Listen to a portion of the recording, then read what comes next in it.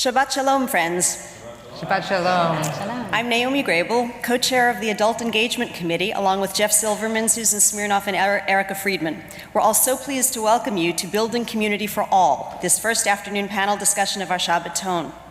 Last night, we heard Rabbi Cosgrove, Rabbi Zuckerman, and teens just back from their civil rights trip speak so meaningfully about the importance of community in very different ways, and we have two incredibly impressive speakers here now who will deepen our discussion on this all-important topic over the next hour or so. Aliza Kline, who spoke so beautifully at services this morning, is a dynamic leader and social entrepreneur. She's co-founder and CEO of OneTable, a powerful platform for young adults to engage in Jewish life, practice, and community by hosting and participating in peer-led Shabbat dinners. Since OneTable launched in 2014, more than 190,000 young adults in 600 cities across the country have participated. OneTable has been featured in the New York Times, NPR, and dozens of local news outlets. Julie Rice is an entrepreneur best known for co-founding the fitness phenomenon SoulCycle. Rice's life work has been about building community. She served as co-CEO of SoulCycle from 2006 to 2015, before serving as a partner at WeWork from 2017 to 2019. She's currently the co-founder of Peoplehood, a guided group conversation practice designed to create new relational habits. Welcome to you both. I'm so pleased to turn the program over now to moderator Rabbi Lori Kaufman, the fabulous Director of Content and Innovation here at Park Avenue Synagogue.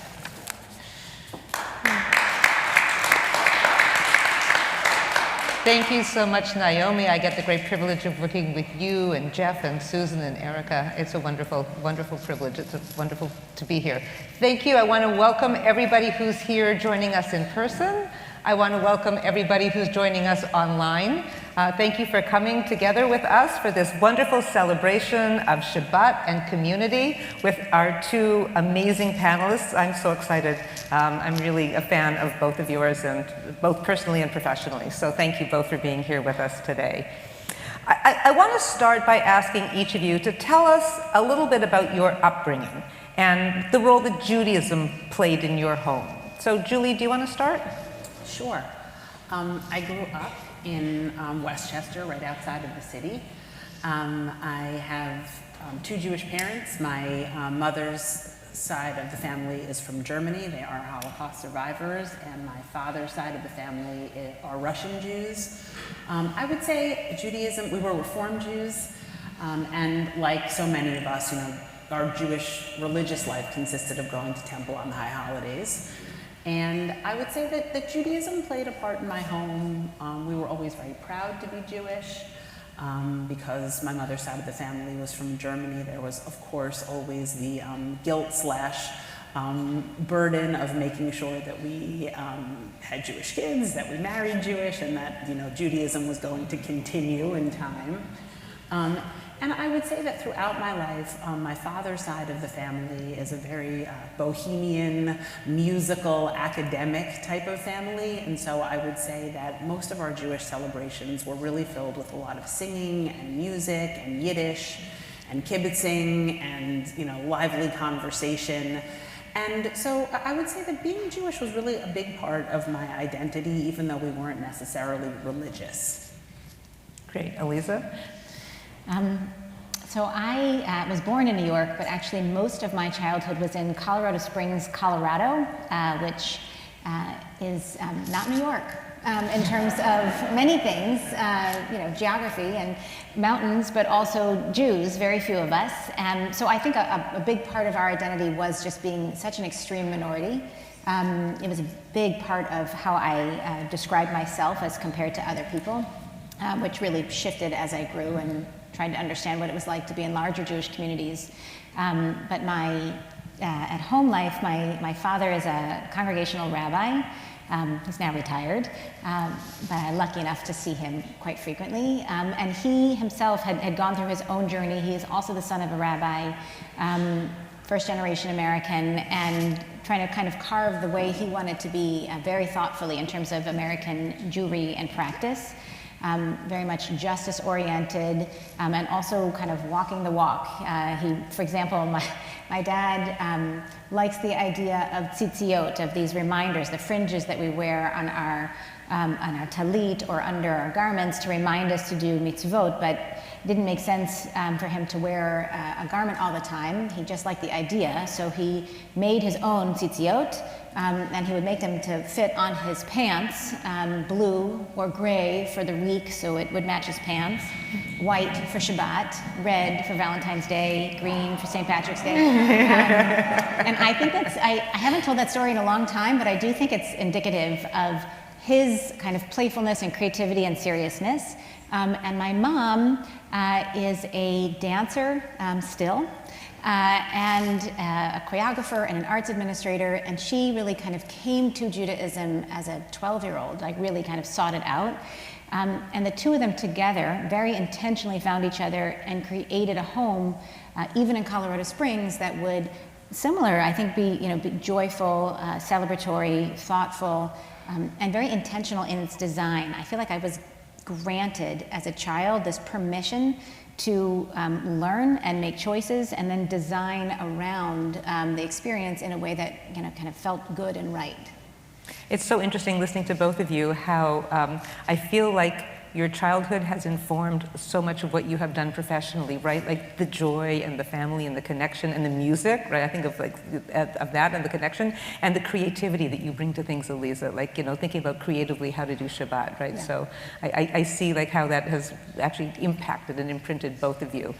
So you are both amazing visionary entrepreneurs, and I will call you amazing visionary serial entrepreneurs.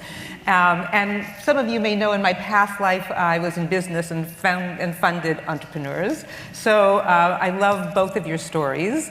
Do you want to share a little bit about your professional journeys and the vision that you had and like what sparked the ideas for you to do what you have done professionally? Aliza, let's start with you. I have this annoying tendency, which I've learned that is very annoying to some, but very intuitive to me, which is to walk into almost any space and wonder how we could do it differently. I really do think it's like part of my DNA, and I think I've had it always. I want to this is what I studied in graduate school, like how to make lines more efficient, like things that are just so interesting, like, oh, we could do that better and interesting. So I have to say that it's like part of me, and I'm not patient. If I would like to make a change, I'd like to do it, right now. Like, why don't we just move that furniture over there and see how that looks, instead of thinking about it for, a month or whatever. So that, I think, is just in my nature. And when I, whether it was from my BBYO days to being on campus to my first jobs, in some work environments, that kind of way of being is rewarded, and sometimes it's not. And it's more rewarded if you're starting from scratch, for example, because you're not insulting anybody. So I found myself working both in major legacy institutions. My whole career has been in the nonprofit sector, almost exclusively Jewish, except perhaps ironically while living in Israel. And then I worked for an LGBTQ community center in Jerusalem called the Jerusalem Open House, and the Arava Institute for Environmental Studies down in the south of Israel. So those were very much in the world of much more broader community than Jewish. But in those cases, they were really new. So any ideas that we got to generate together, there was an energy of implementing them. I also worked at Hillel and at Jewish National Fund and at UJA Federation, and learned the importance of those types of institutions, and that I'm not really well suited for them. So I learned both. And I got to create my first real program at an organization when I was 22. It was sort of bringing eco-Zionism to young adults through the Jewish National Fund. And it started because I went on this trip to Israel, and it really sucked. It was like a terrible trip for college students. It was modeled after a trip that they had created for much older participants. And I I didn't know any better, and I just made a lot of suggestions at the end. And they offered me the job. So that was an interesting experience where for the first time, like, oh, well, you know, what would I do differently? And then gave me the bandwidth to actually try things. I had a $250,000 budget, which was like huge. And so we started creating new things, and I got the bug. And so it, you know, took me a while to realize that that's really where I should be. And I've been the founding CEO of two now organizations I'm very proud of since then. And just want to name I them? should say them, sure. Yes. So in 2001, in partnership with Anita Diamond, who wrote The Red Tent, we founded Mayim Chaim, Living Waters, Community Mikveh and Education Center, which is based in Boston, but now has partners all over the world, really reinventing this most ancient, hidden, weird, mysterious ritual of immersion in a pool of water. I see Ellen Alt here, who's your artist in residence, who created a beautiful sculpture there and many art exhibits because there's an art gallery there, as well as a healing center, an education center, and windows. It's a beautiful, inviting space. And so that was really like, this is a ritual that people might need and desire, but it's inaccessible, it's dark, it's weird, it's mysterious. What happens if we just totally shine a light on it, literally and figuratively? So I'm very proud of that, and I encourage you to look it up. It's spelled hard, M-A-Y-Y-I-M, H-A-Y-Y-I-M. That's not my fault, but it is why OneTable is spelled OneTable, which is really easy. I was going to say, it must be hard to do an SEO search on the first. It is really hard, and it's mikveh with an E in it, whatever. And I will just say, you know, I really care a lot about how we name things. SoulCycle's brilliant, right? OneTable is what I run now. I started it in 2014 in partnership with two family foundations. We have grown quite a bit in terms of staff, reach, participants, funders, all of it. And I'm delighted to be here to talk about that. Thank you. We'll talk more about OneTable in a minute. Julie, what's your story? Sure. You know, it's funny, I'm working on a new business now, which I know we'll talk about later as well, called Peoplehood, and the whole basis of the business is we have group conversations. You know, it's really a business about, you know, creating conversation and community, and I was actually in a Peoplehood session the other day, and the prompt that my partner and I had was, you know, what is one thing that happened to you early in life that really sort of set you down the trajectory of what your life would turn into? And it's funny, my parents are here and they will laugh when they hear this, but the first thing that came to my mind was in my first grade play, which was A Walk with Mr. Peeps, I got the role of Mr. Peeps. I did not go on to be super talented later on the stage, but I remember doing this play and really being affected by the way that people and creativity could come together, and there was something about the collaboration and the group think and the way that everybody played their part in it that began me down a love of theater, really. I became this sort of weird theater kid that just loved theater, and to this day I could sit in any theater and watch anything, and immediately I thought, I really want to be in the entertainment business. I really want to be a part of this in a bigger way. I lived in New York City, Westchester. I didn't know how to be in the entertainment business, so I thought, well, I'll be an entertainment lawyer. It's the only thing I can get a degree for and go and do. But somehow I stumbled into internships and became a part of the world of entertainment. And my first job was, I was a talent agent. And it was really interesting. I will say that I think for me, you know, my sort of, you know, superpower is like, I'm really a people person. For me, that at the end of the day, that is sort of what does, you know, make my life rich and wonderful. And I always say I'm very people lucky. I have a wonderful husband, I have wonderful parents, I have wonderful children, and I have wonderful communities that I am a part of. But I moved to Los Angeles to be in the movie business, and I had a terrific career there. And I eventually moved back to the East Coast because I wanted to be closer to my family. And when I came back here, in LA, I had been a part of running groups. That's the other thing also. I would love to say that I was an entrepreneur really in my heart, which I'm not. I'm just a very hard worker. And I came back to the East Coast, and I will say that the thing that gave me the most joy in Los Angeles was I ran with a running group. And I won't get out of bed and do anything by myself, but if there are other people holding me accountable, and we're going to have sort of some group joy along the way, or at the end we can complain about how terrible it was, or we can buy each other a coffee, I'll do it, if somebody knows that I'm supposed to show up.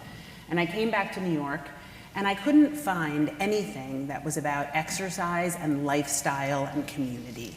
There were gyms, and we could burn calories, and we could get yelled at, and we could compete with each other, but the one thing that I could not find was something that was about having joy with other people while we were moving. And that was really the thesis for SoulCycle. It was just to find joy with other people through moving your body.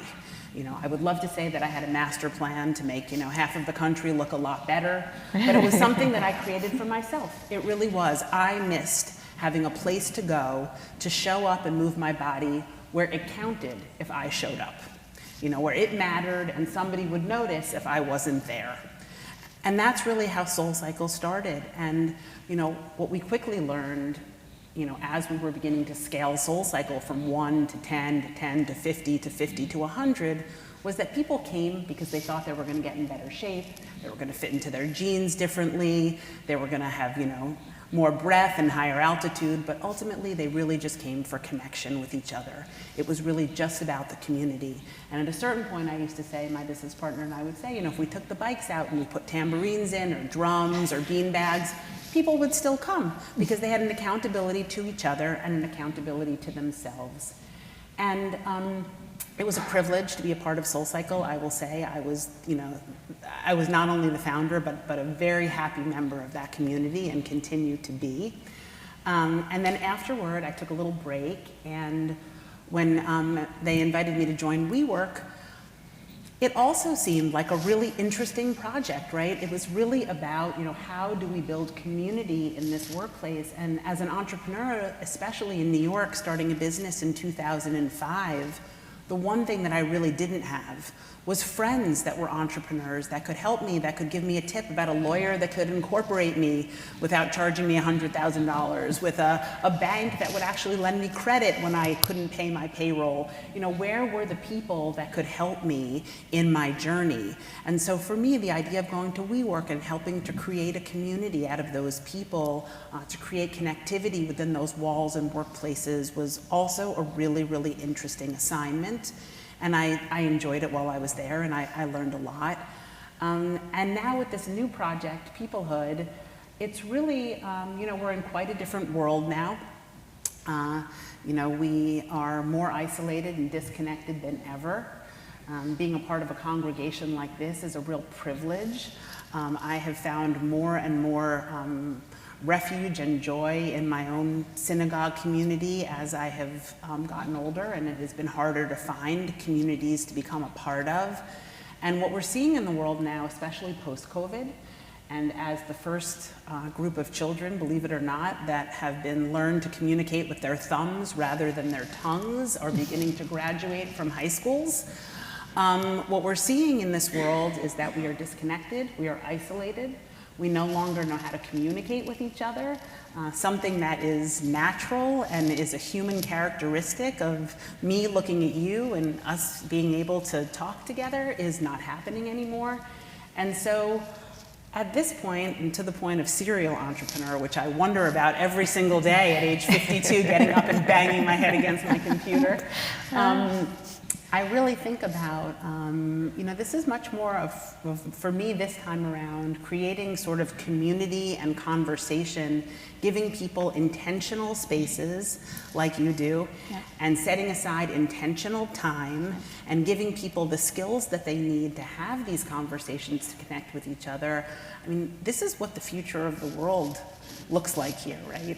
If these skills start to leave, our human bodies, what is it going to look like in 10 years, 20 years? How are we going to have the relationships which really are the things that sustain us the most? And so, in a long-winded way, that's to say that, my whole journey has been about community, and really selfishly about finding communities for myself. I build what I want to belong to.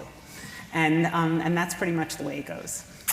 Beautiful. So in case you were wondering why these two women are here on this panel, this Shabbaton, where we're celebrating Shabbat and community, as you know, the focus of our fall has been to encourage people, to inspire people to do some Shabbat, to do more Shabbat, to deepen your Shabbat practice, to find Shabbat in the ways you need to. And the focus of this Shabbaton on Friday was to enable and empower people to do Shabbat at home. We did a blessing booklet, we did a series of videos, we did a Zoom challah bake at home, we did candlelighting at home. Yesterday, because Shabbat is very much a practice that is home-based, and we want to encourage people to try that and to do that.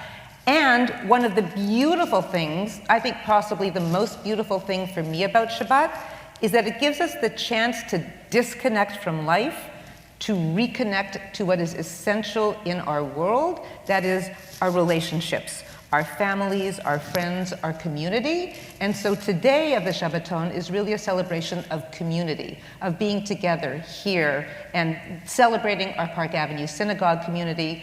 So what we asked for all of you to come into the Shabbaton with was two intentions. One was, how can I do more Shabbat, something different on Shabbat? So we hope you will leave this weekend thinking about something special that you have maybe not done before on Shabbat that you will do, and we'll talk more about what those options are.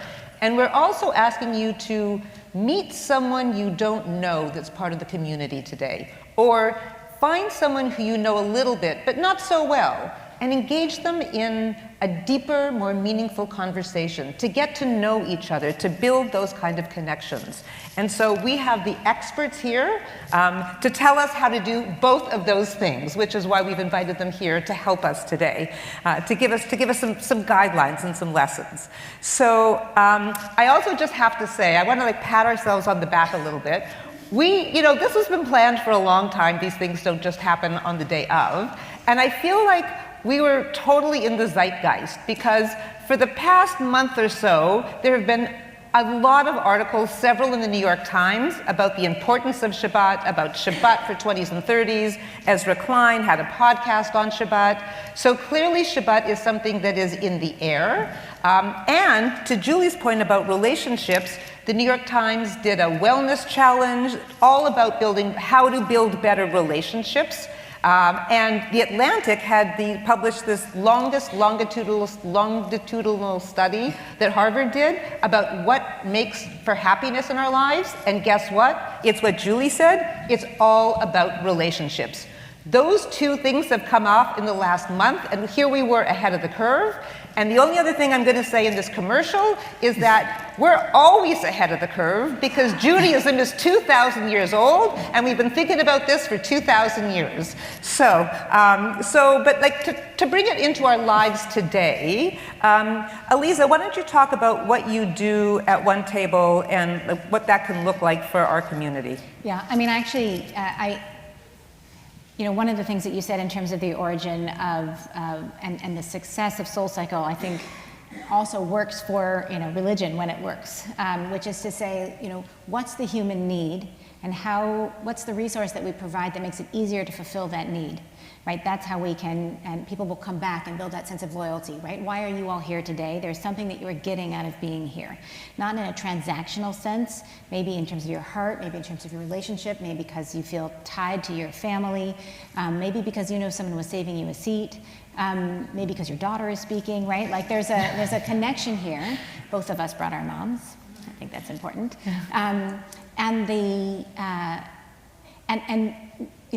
In order for our organization to work, OneTable, this platform, like how am I going to get people to come to a platform, do a behavior that is somewhat countercultural, feel good about it, and then do it again?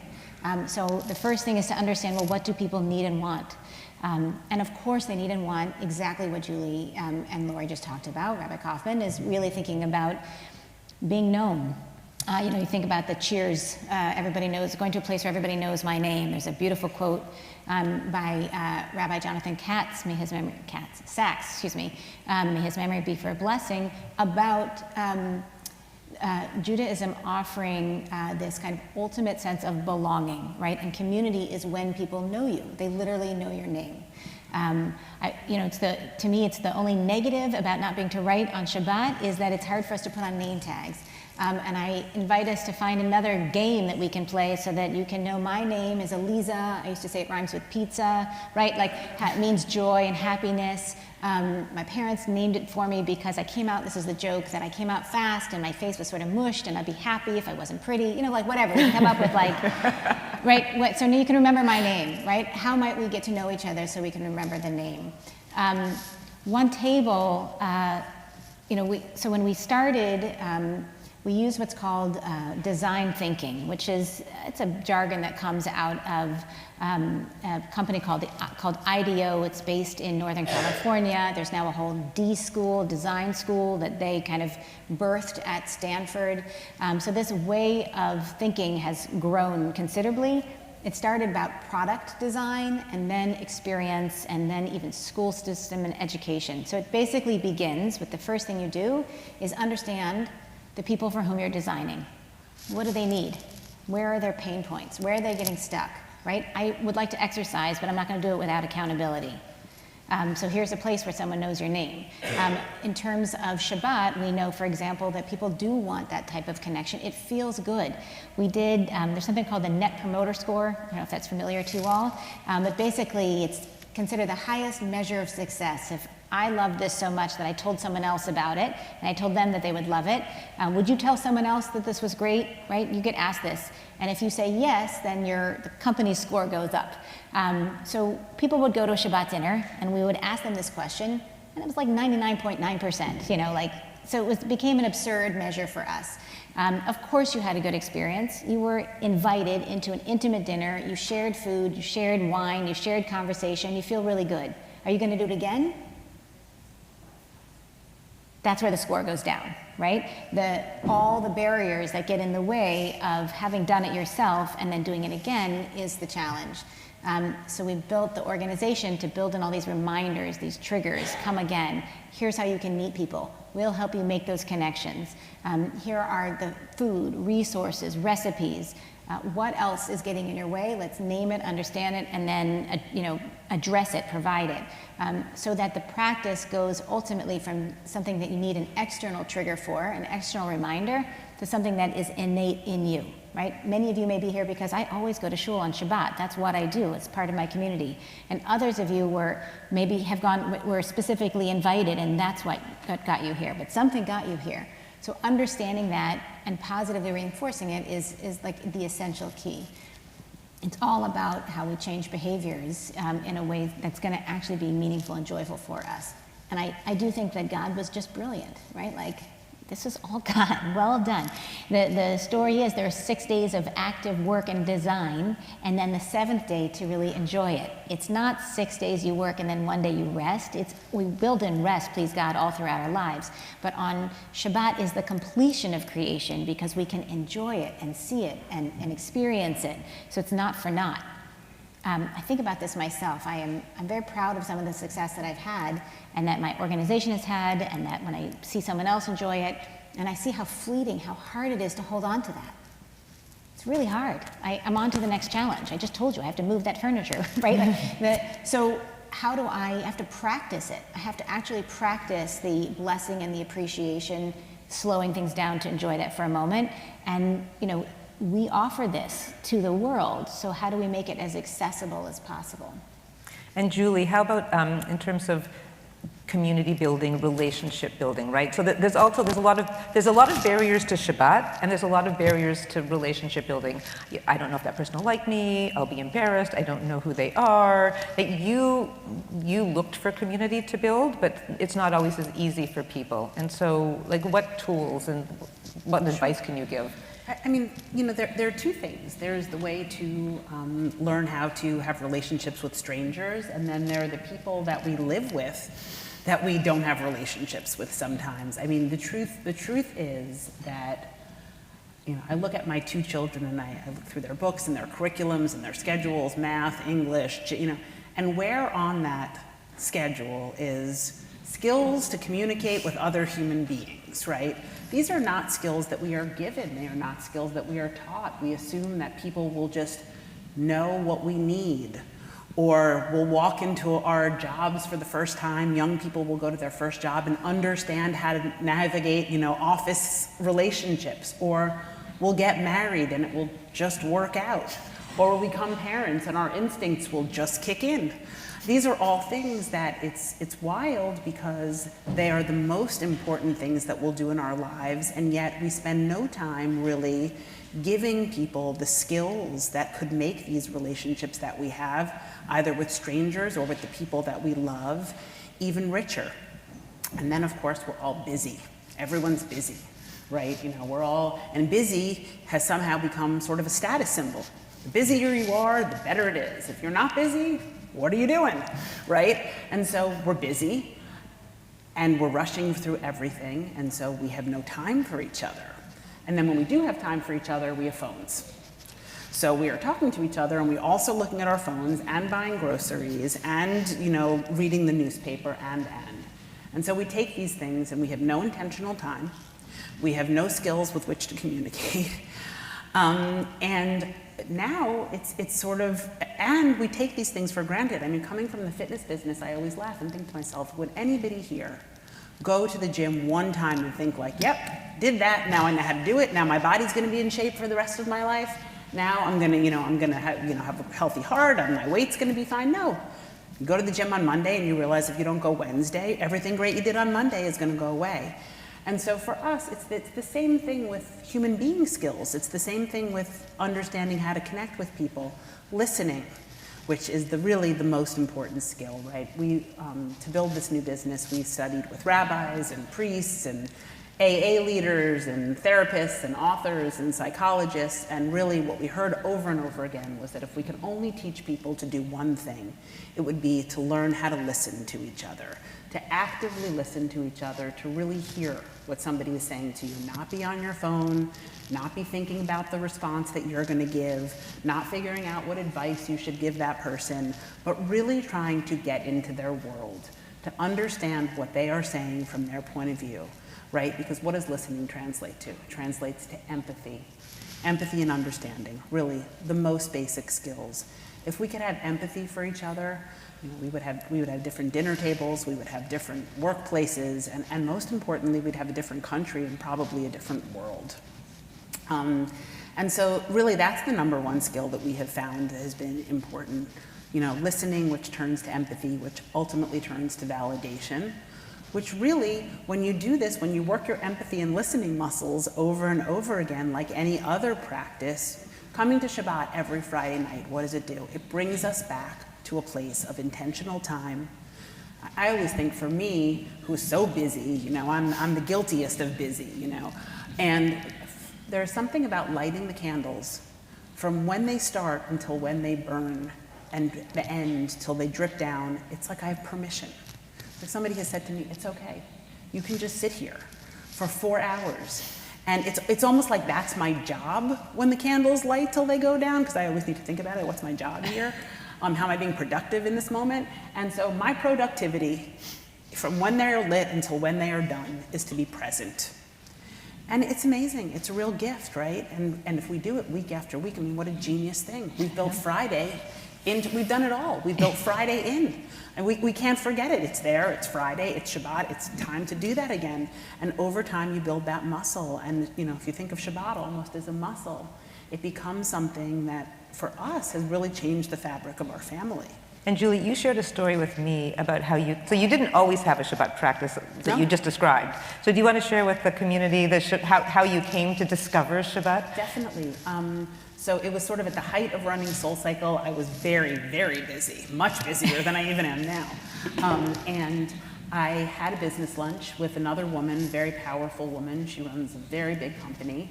And at the end of our lunch, we were just about finishing up, and she said to me very quickly, I have to get the check because I have to go run and get the challah and the dessert that my kids like tonight for Shabbat. And I looked at her and I said, oh my God, you celebrate Shabbat? I thought that was such an outrageous thing that somebody was, And she said, oh yeah, it's what we do every Friday say, she said, I work so much during the week. I'm out a lot during the week for work. It's the one thing that we're all committed to. My kids have very little responsibility to be at the dinner table, but Friday night, and she was very aspirational to me at the time. I thought, if she's doing Shabbat, I can certainly do Shabbat. She's much more important than I am. And sure enough, the next week we started Shabbat. And, pretty easy. We got a challah, we got some candles, we say 2 or 3 prayers. Sometimes, usually the whole service lasts for about, between 5 minutes and, 15 minutes. My husband has learned to play the guitar, so once or twice he'll treat us to some of our favorite Shabbat songs. And sometimes it's the 4 of us in sweatpants, and we order chirpin' chicken. We call it chirpin' Shabbat. Sometimes we order sushi. Sometimes we have 25 people around the table. Sometimes we're the only Jews there. But I will say that on Friday nights, I look forward to being unbusy. And for my children, I now have a teenage daughter who's also here. And she's allowed to go out after Shabbat now because as we've gotten older, things have changed. She has plans and a social life, but she needs to be there for the candle lighting, and she needs to choose some food with us. And I will say, week after week, it is definitely something we all expect Shabbat on the family chain. What are we doing for Shabbat? And it's something that we come back to week after week. And I will say, I do think that when you ask about, what our Jewish lives looked like when we were small children, I do hope that my kids, if they're sitting up here one day or they're talking to a friend in conversation, will say, oh yeah, well the one thing that we did was, we did Shabbat. We ordered spicy tuna rolls, but we did Shabbat. And I feel like that is something that I do hope will be a real memory for my kids. And I love that. I have to share that when I grew up, I didn't grow up in a traditionally observant home, but the one thing that we also did, my mom made Shabbat dinner every Friday night and we had to be home. That was probably the single most formative Jewish piece of my Jewish identity, actually. So I do think it's very powerful, which is of course what you are doing, Aliza, the gift that you're giving to so many people. But the gift I think you also just gave us, which Aliza, I'd love you to talk more about, Julie, is that Shabbat, people have this image if I can't make a whole dinner and make the chicken, and it's got to look like like Fiddler on the Roof, kind of Shabbat. But it can be. It's not about the food, right? It's about the connection, the family, the intentionality, and to give yourself permission to not have to follow certain kinds of in your mind things that are barriers. Aliza, do you want to talk about some of the barriers that exist? I mean, I would say first of all, there is a relief to knowing what you're doing on Friday. It's true. It's a total relief. So it is. It is for me now, but I can see it in my daughter who's now at college. The yearning for that kind of relief, right, and trying to find your people. When we studied first, it was like 22 to 25-year-olds, 26 to 30-year-olds, 31 to 30. Like there's, when you say 20s and 30s, it's not a monolithic life experience, but. What was very clear is that Friday night was important real estate in your week. If you were in that right after college period to the 21 to 26 or so, you really, really needed to meet someone new, right? It's an extension of what you thought about for college. So you might have a Shabbat dinner that was like crowded with lots, this is pre-COVID also, and it's very slow rebuilding this, I'll say. But we would have dinners that were sort of crowded in people's apartments, they're sitting on the floor wherever, and it had dinner plus a party festive feel. Or there would be a dinner where people would get together with old friends, maybe friends from school that they knew, and then they would go out, almost definitely, right? There was a need to do that. As they got closer to 30, the dinners themselves would shrink in size and last longer. That became the night. People would buy a table at around 28, if you're curious. So the barriers and thinking about what those kinds of experience used to feel like, and then as people got even past 30, they had the inklings of exhaustion. So they didn't want to go more than 4 or 5 blocks, right? Like they'd do anything in 4 or 5 blocks, whereas my 22-year-olds were like, they were happy to go to a whole nother borough for Shabbat dinner. So that was one thing. It was just like understanding those distinctions, but knowing that you have a place. Like part of the idea was the design is like you can go on, like I'm scrolling with my thumb, and I'm looking at, in New York, on average, we have about 150 dinners every week on OneTable's platform that are hosted by young people for other young people. There's a place for you, right? How do you find that place? So that is supposed to make you like, oh. And then if you opt out, so you're opting like, I'm just gonna have pajamas and put them by myself this Friday, it's what I need. That's also totally okay, but the choice to be on your own is very different than feeling like you don't have a choice. And in fact, one of the things that happened during the pandemic, which is so friggin' interesting, is that remember, many of us do live alone now, and then many of us were alone by circumstance or by because we're immunocompromised.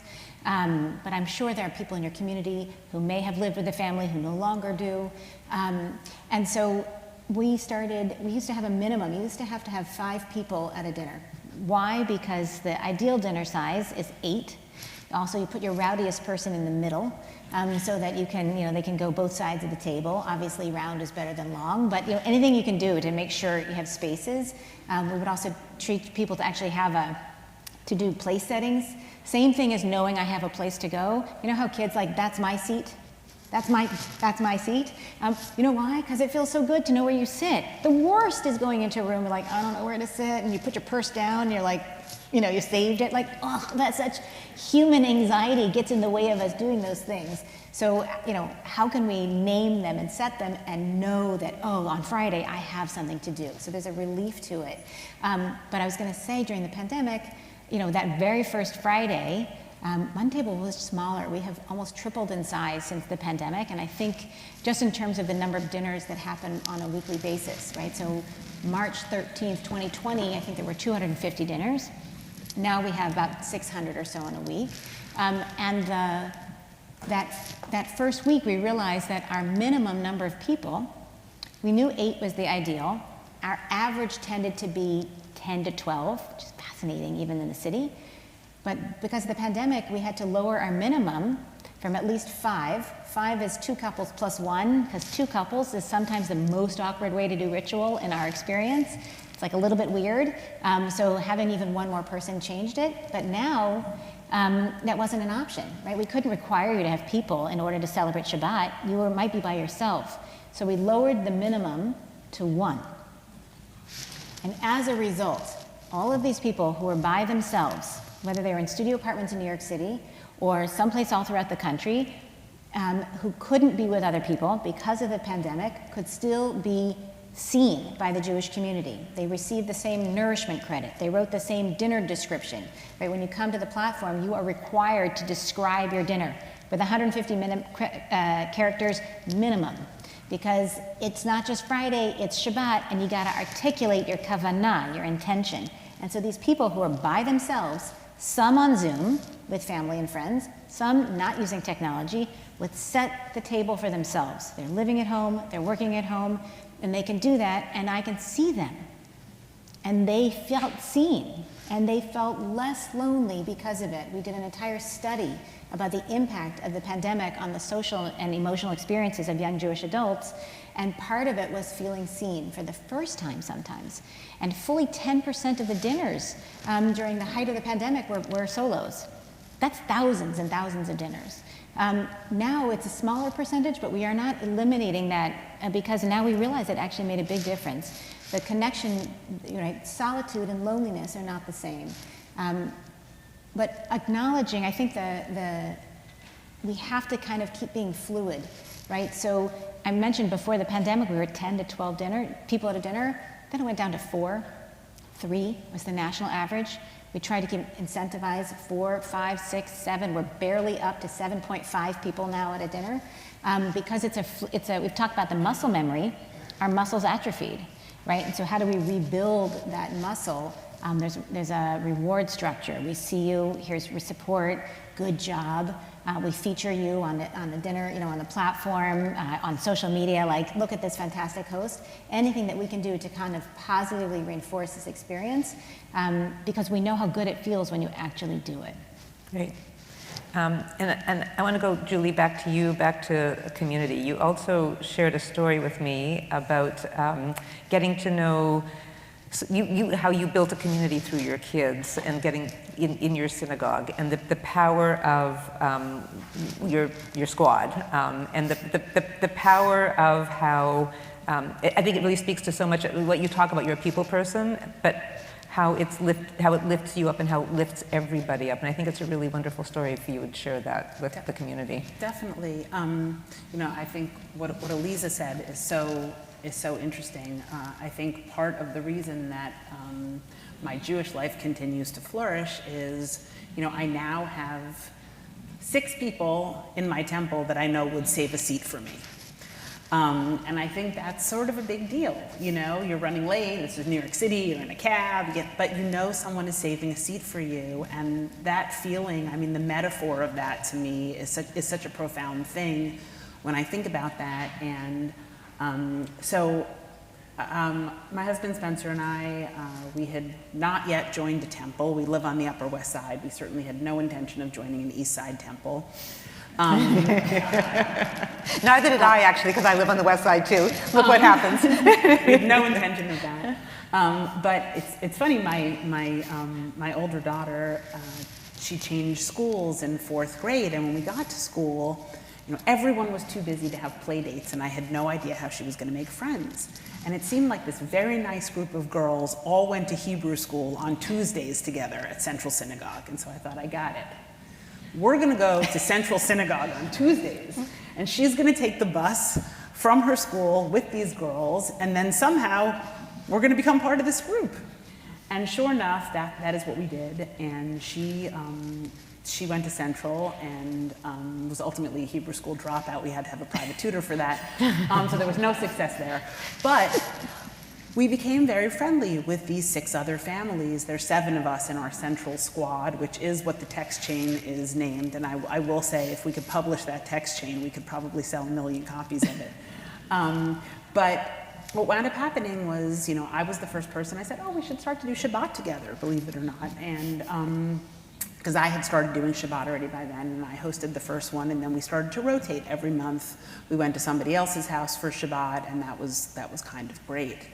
And this group there's 7 of us, 7 women, and we have become, I wouldn't even say we're the best of friends. We're really family at this point. It's sort of like we wake up with roll call in the morning on our text chain, and we go to bed at night talking about whether it's what somebody's falling asleep watching, or, the text chain really runs the gamut. And interestingly enough, our girls are still good friends, although not as good friends as we are.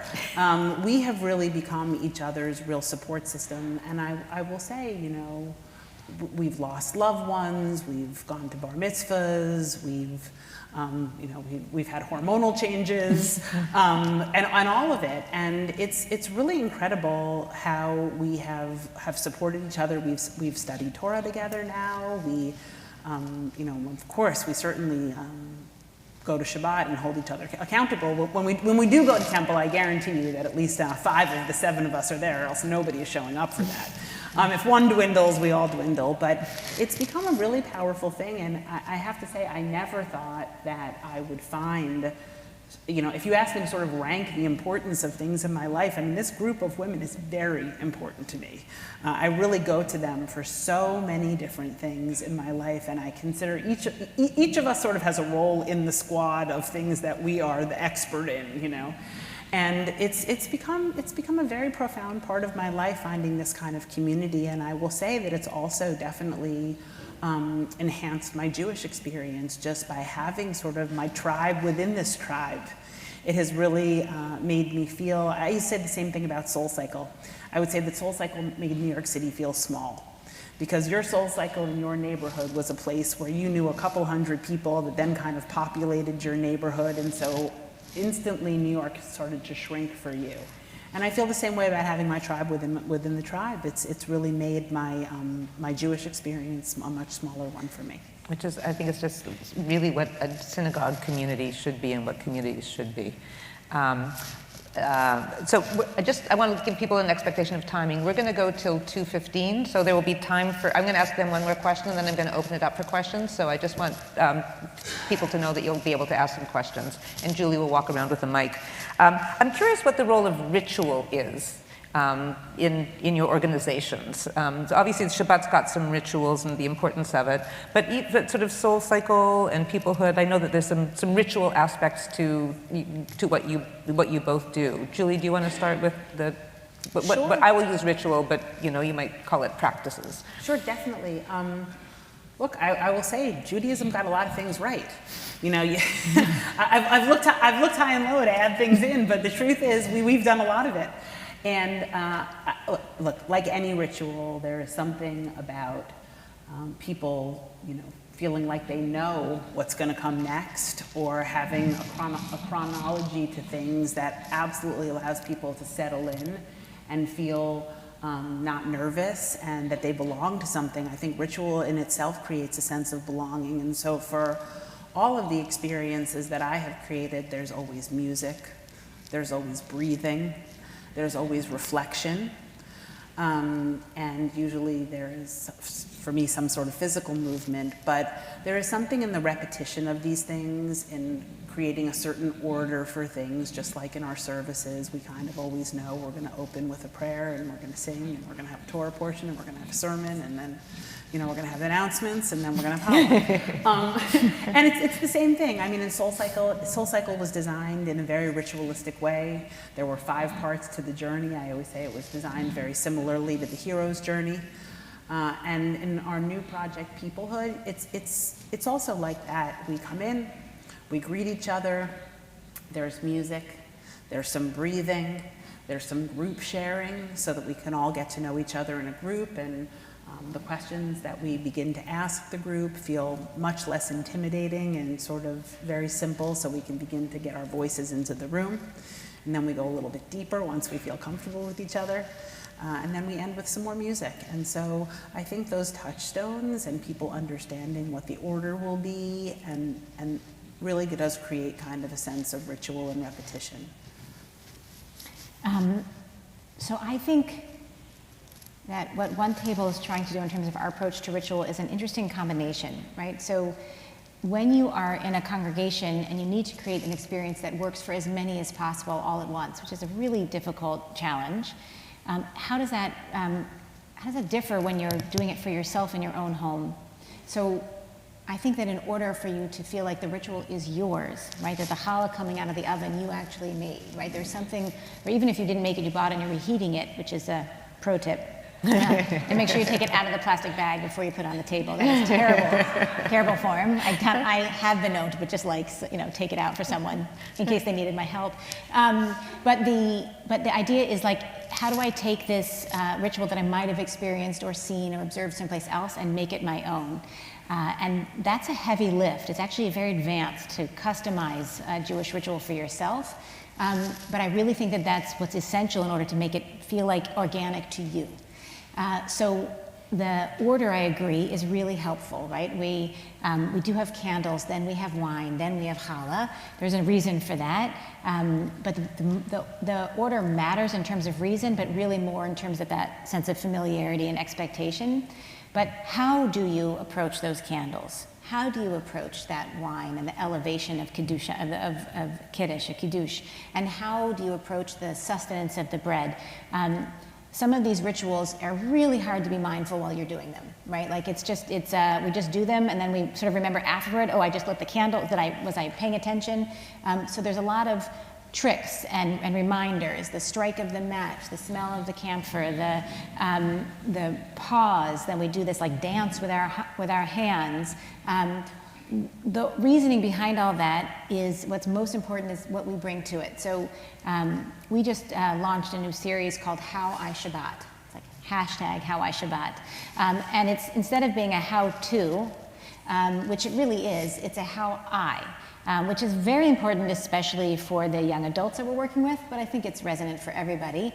We showed 5 different young people, very different individuals, about how they literally do the candle lighting, right? They're gonna say a few words about it, and then they're gonna do it, and so you see them do it, and you're like, okay, so how will I do it? Same thing with any of the rituals. How do I set the table? How do I welcome people?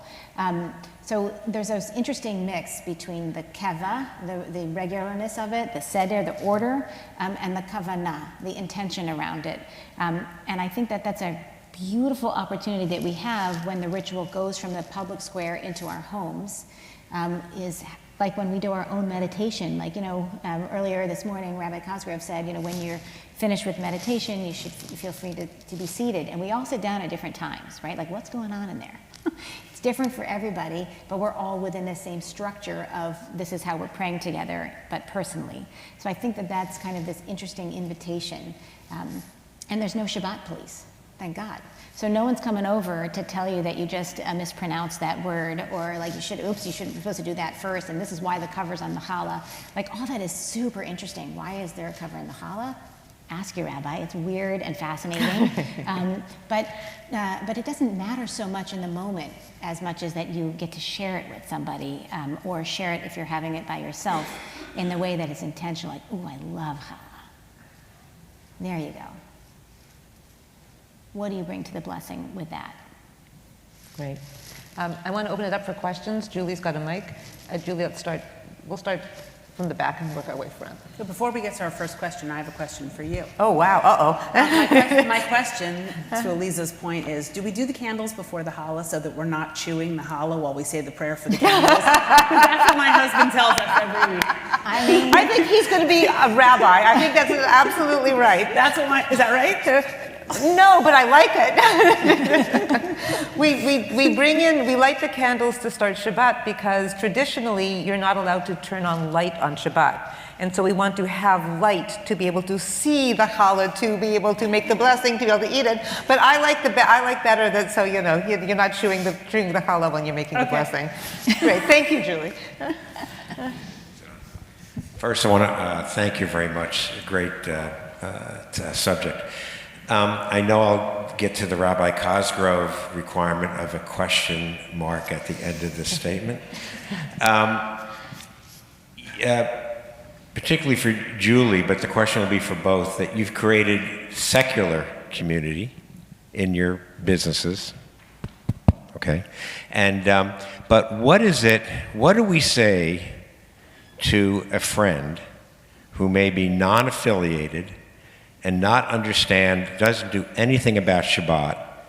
What is the particularism about Shabbat in building a community versus secular communities? That's for both of you. I think the question is, like, what's the difference between a Jewish Shabbat community as opposed to a secular community?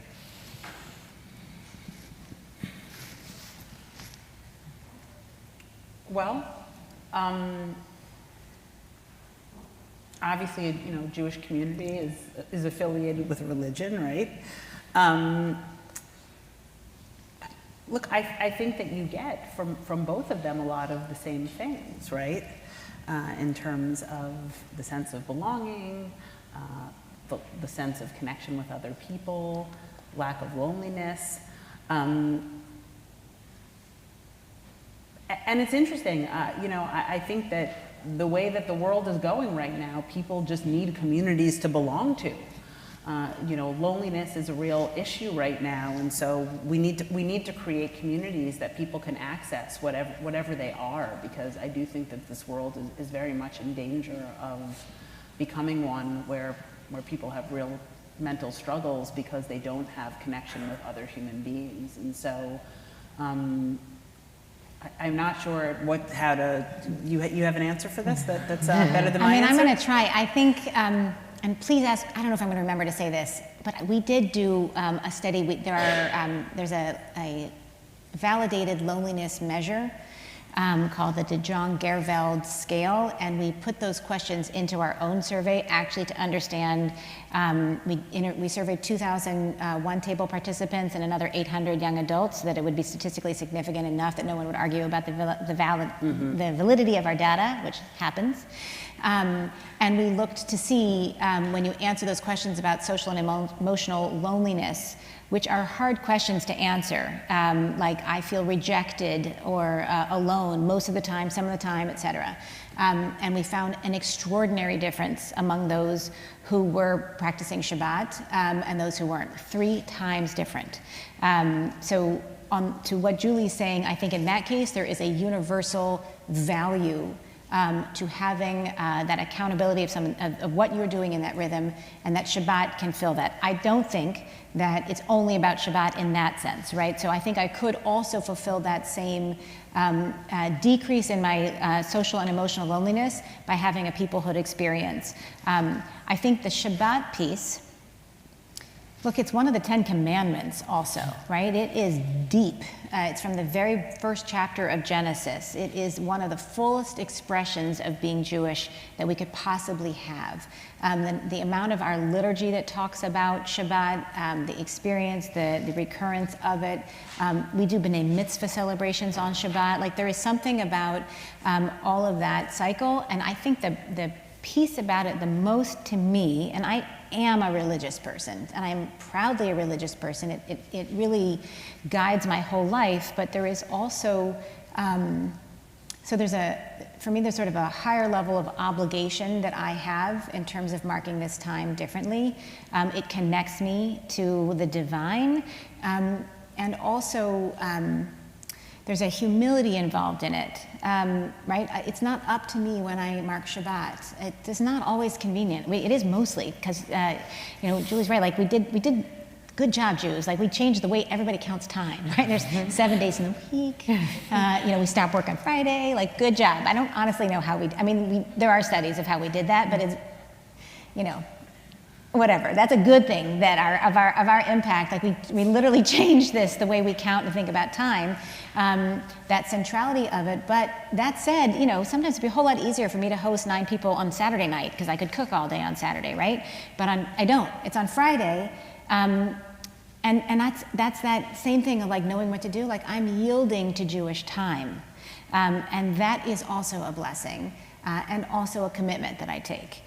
So I think there's kind of an interesting mix of those two, which I think it may be that the peoplehood groups also start to have that kind of sense of obligation and religious to it, but I do think there's, I don't know, for those of us in the God space, which is where I am, really, I love it. There's a comfort of thinking about Shabbat in that sense also. I don't mean to diminish the God part, I want to elevate it. I know, Vicki, you had a hand up, right? Oh, sorry. Vicki, you need the mic because people on live stream need to be able to hear it too. Just want to thank you guys so much for coming. So interesting. Julie, a quick question for you. So who is your clientele? Is it individuals? Is it business people? Sure. So it's interesting because the groups themselves, it's a bit of a concept to understand, right? There's 16 to 20 people. It's a guided conversation practice, so you do have a guide who takes you through it. It's a lot of peer-to-peer support, but there is a guide that takes you through it. And I always say it's sort of, it's if AA and SoulCycle and Temple had a baby. That's what peoplehood feels like. And we've designed a few different experiences. So there's a peoplehood experience where you come by yourself and you are in a circle with 16 to 20 strangers. And to your point, it provides a place for everyone, right? And everyone has a chance to speak, and everyone has a chance to listen.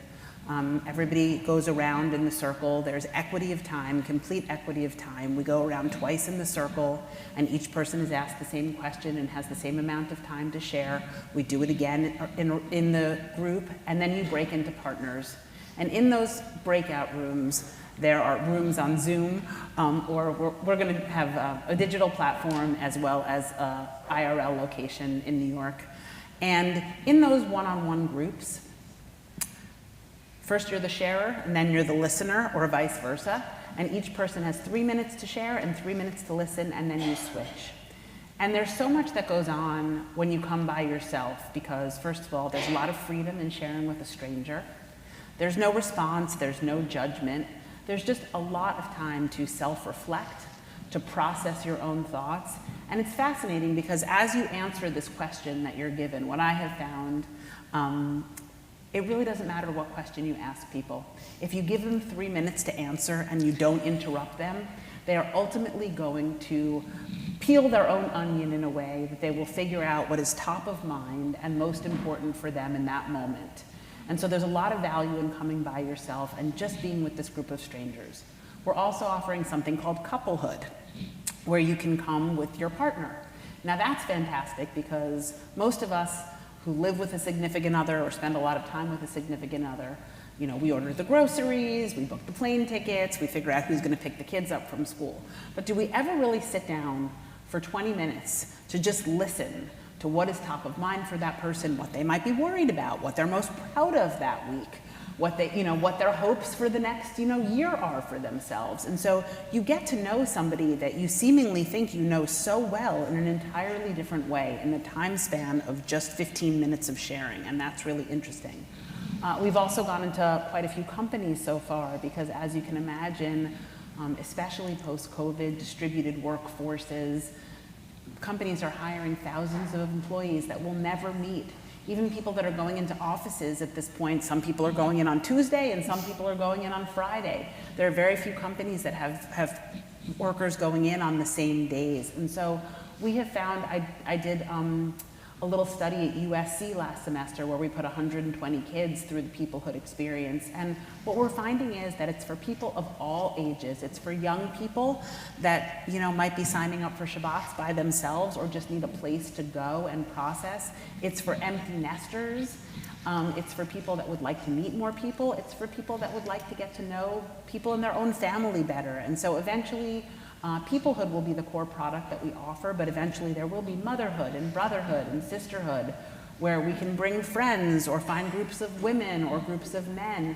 And so the answer is it's a human experience, like religion. It's an experience for anybody that wants to feel like they belong, they want to feel heard, they want to feel like they matter, and they want to feel loved, which is something that we really all strive for. Wonderful. Yeah. So I just have a comment, and kind of an answer to Barry's comment about secular versus religious. So in your study, where you looked at social emotional loneliness, I think one of the major reasons contributing to that significance of Shabbat was social emotional loneliness is about feeling how personal it is and how feeling the relationships and the intimacy. So it's not about social engagement, which is the SoulCycle example and the personhood example. So loneliness and isolation and engagement are two different things. And the Jewish piece really might satisfy a lot of the loneliness, and then the more of the social cycle, the personhood, might satisfy the engagement. But I just want to put in a marketing tip that the most single greatest predictor of long life is social engagement. Right. Correct. Yeah, right. Oh my gosh, we have so many questions. Yeah, Julie, right there. You don't have as much time. Hi. For the OneTable, if somebody is alone and you know you want to take down all the electronics, would you still Zoom one person with another table so they can be part of it? So, you know, some people use technology on Shabbat and some people don't. So there were never, even at the height of the pandemic, there were never more than 30% of the dinners on a given week that were virtual. So out of, let's say, 500 dinners. I thought that was so interesting. You know, the majority of the kind of Zoom Shabbat dinners that really started to happen on larger scale, I think were mostly multi-generational.